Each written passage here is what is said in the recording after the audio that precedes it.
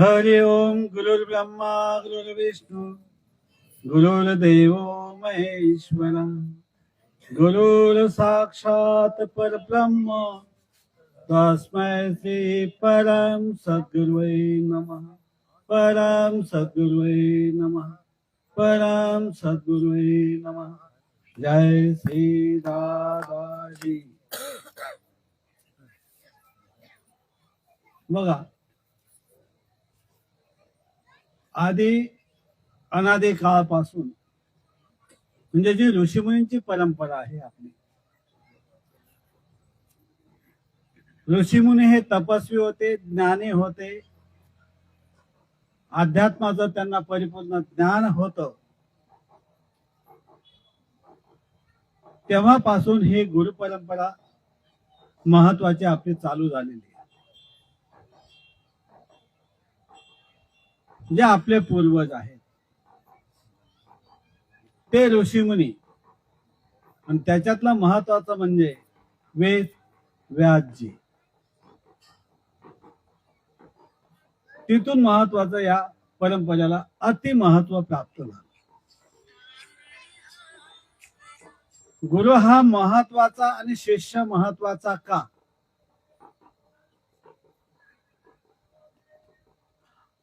या संसारामध्ये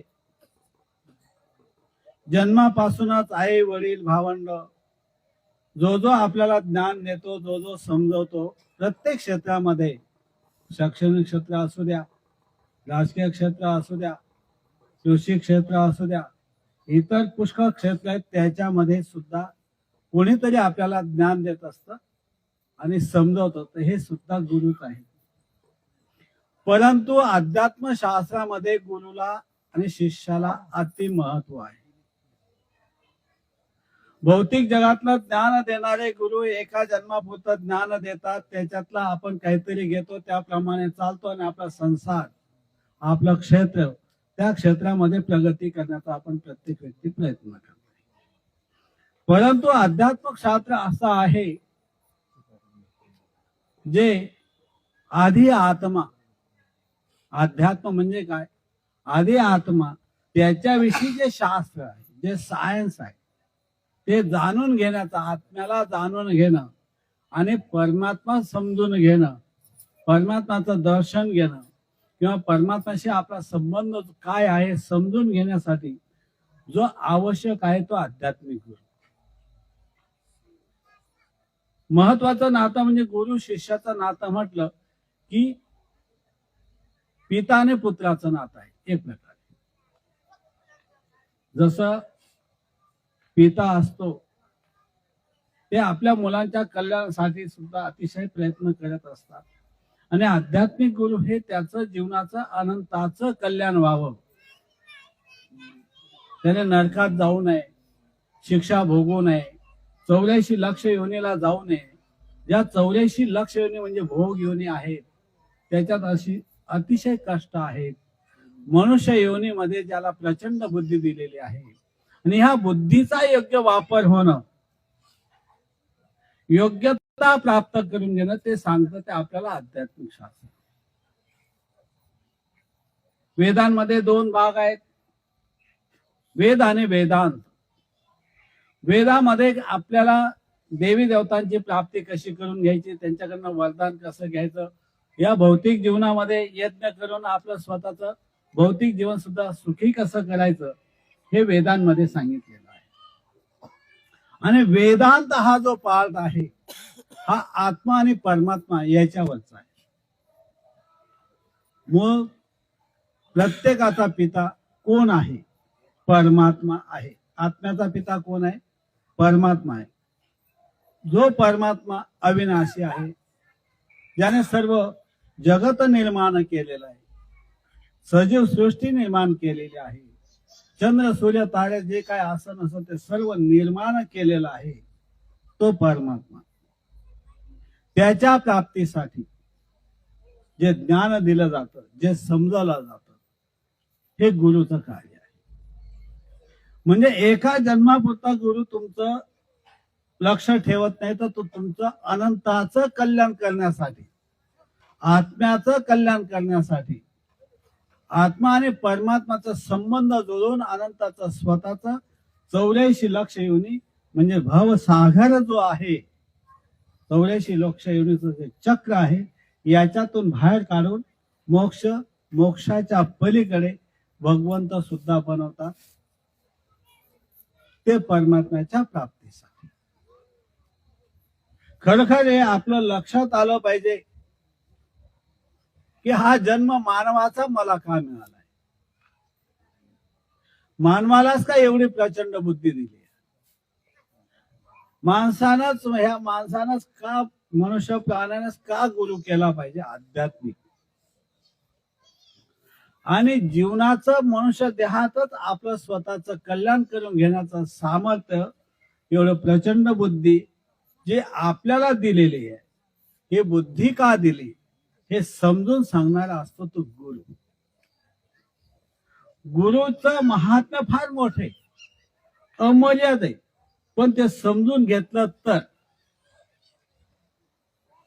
जर समजलं नाही तर गुरुचं महात्म्य कळणार नाही. आणि तसं शिष्याचंही महत्व, शिष्याचं कर्तव्यही त्याला कळणार नाही. शिष्याचा महत्वाचा भाग आहे की स्वतःचं जीवन अनंताचं सुखी करायचंय. ह्या जीवनामध्ये जे सुख मिळतील ते क्षणभर मिळतील. दुःख मूळ संसार आहे, हे केव्हा लक्षात येतं. संसार करताना कोणालाही सुखाची प्राप्ती होत नाही. क्षणभर सुख मिळतं, क्षणभर कधीतरी आनंद मिळतो. तरी मायाच्या कारणाने, मायेचे 3 गुण आहेत, सत्वगुण, रजगुण, तमगुण. या 3 गुणांचे विकार आहेत, काम, क्रोध, लोभ, मद, मत्सर आणि अहंकार. हे परिपूर्ण समजून सांगणारा गुरु. या विकारांमध्ये का नाही राहायचं, या विकारांमुळे आपलं काय नुकसान होतं, या विकारांमुळे आपल्याला सुखाची प्राप्ती होते, त्याला दुसऱ्याला दुःखाची सुद्धा प्राप्ती होऊ शकते. विकारांमुळे दुसऱ्याची हानी होऊ शकते, आपली स्वतःची सुद्धा विकारांमुळे हानी होऊ शकते. समजा क्रोध भयानक आला, मारता मारता जगामध्ये आपल्याला आता बरेचसे उदाहरणं मिळतात. पहिला मारता मारता मारूनच टाकला, हे क्रोधामुळे होतं. क्रोध इतका अनावर होतो की त्याच्यामुळे हे सुद्धा नुकसान होऊ शकतं. क्रोधामुळे मनुष्य आपलं होणारं काम सुद्धा बिघडून टाकू शकतो. लोभामुळे काय होतं, दुसऱ्याचं नुकसान करून सुद्धा आपण स्वतःचा फायदा करून घेण्यासाठी जे काय जगामध्ये चाललंय, धन कमवण्यासाठी, हे सुद्धा आपल्या लक्षात येतं. म्हणजे हे विकार जे आहेत, या विकारांच्या पलीकडे जाण्यासाठी आणि हा जग आहे अति सुंदर होण्यासाठी, या जगामध्ये प्रेम नांदावं, प्रेमानं राहावं, हे परिपूर्ण जो आपल्याला गुरु सांगत असतो, आपलं कल्याण करत असतो, जीवनाचं कल्याण करत असतो. ह्या जीवनामध्ये कसं राहावं आणि अनंताचं ते आपलं जे आत्म्याचं कल्याण कसं करून घ्यावं हे समजून सांगणारा तो गुरु असतो. गुरुचं महात्म्य कमी नाहीये.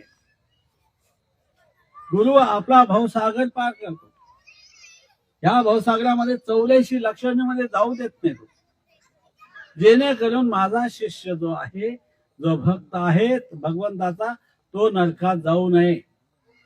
कुत्रे मांजरे वगैरे ते 84 लक्षणे आहेत, सरपटणारे प्राणी, चतुष्पाद प्राणी, जलचर प्राणी आहेत, झाडं झुडपं आहेत. ही जी चेतन सृष्टी आहे, जी सजीव सृष्टी आहे, याच्यामध्ये त्याचं प्रयाण होऊ नये, त्याच्यामध्ये तो जाऊ नये, याची दक्षता घेतो तो गुरु. कोणत्याही शिष्याला नरकात जाऊ नये याच्यासाठी प्रयत्न करत असलेला तो गुरु. गुरुचं सामान्य कार्य नाहीये, आपण समजतो तसं गुरुचं महात्म्य नाहीये. गुरु समजून घेणं आपल्यावर अवलंबून आहे, आपण किती समजून घेतो. गुरु आपल्याला काय सांगतो, का सांगतो आणि ते आपण का आचरणात आणलं पाहिजे हे आपलं लक्षात आलं पाहिजे. आज ह्या शरीरामध्ये आत्मा आहे, तर या शरीराचं महत्व आपल्याला कळतं की नाही कळत. मृत्यू यावाचं कुणाला वाटतं का? एवढी प्रचंड बुद्धी दिली, आपल्याला वाटतं आपल्याला कुत्र्याचा जन्म मिळावा, 84 लक्षणे एखाद्याला तरी वाटतं का? कुणालाही विचारा, लहान बालकाला विचारलं, त्याला जरी सांगितलं बाबा तुला कुत्र्याचा जन्म आवडतो का, तो सुद्धा नाही म्हणतो. कोणीही जगातल्या माणसाला, तो भक्त असो वा नसो,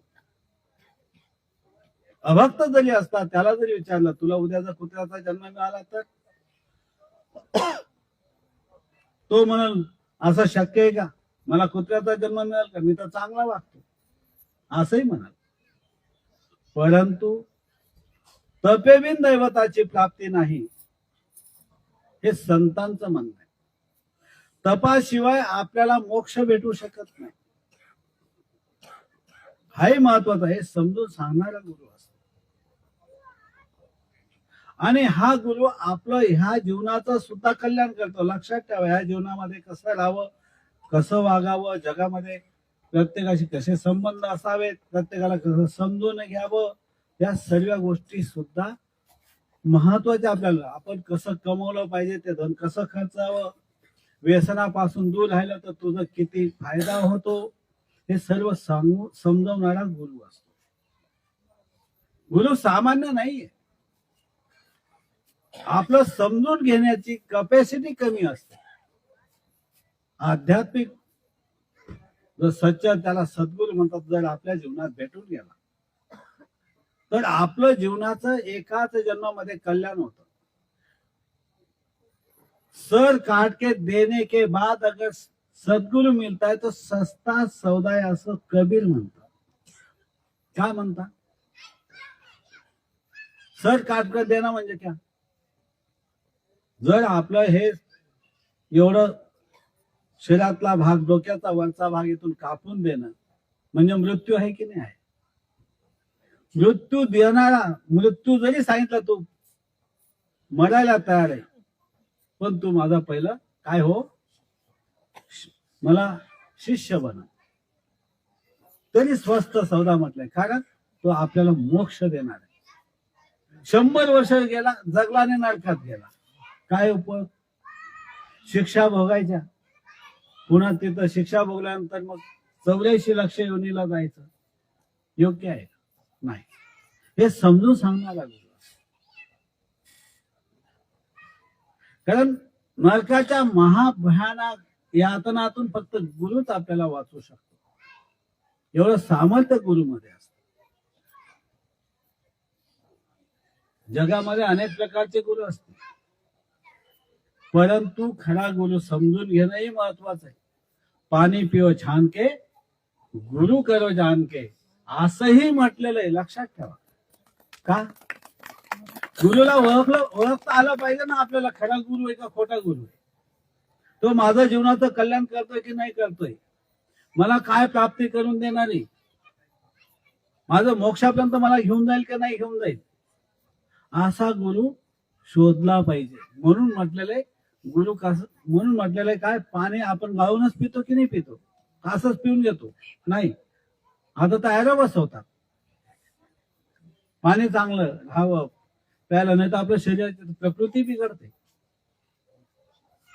तर तसं अध्यात्म हे एवढं अनमोल जीवन मिळालेलं आपल्याला मानवाचं, हे कुठं समर्पित करायचं, त्याच्याकडे समर्पित केल्यानंतर आपल्या जीवनाचं कल्याण होईल. हे जीवनामध्येही आपण कसं राहावं हे तो आपल्याला समजून सांगल. आणि ह्या जीवनातून पुढचा जो प्रवास आहे, जो अमरतेचा, अविनाशी जगाकडे घेऊन जाण्याचं सामर्थ्य त्या गुरुमध्ये असलं पाहिजे, त्याला सद्गुरू म्हटलं. आणि असा सद्गुरू मिळवणं हे आपलं प्रत्येकाचं कर्तव्य आहे, नाही तर जीवन वाया गेलं ना.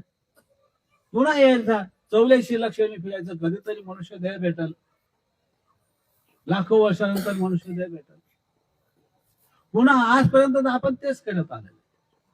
आजही आपल्याला गुरुचं महत्व कळलं नाही, आपण आध्यात्मिक का व्हावं, आपण भक्ती का करावी, हे सुद्धा आज आपल्या लक्षात येत नाही.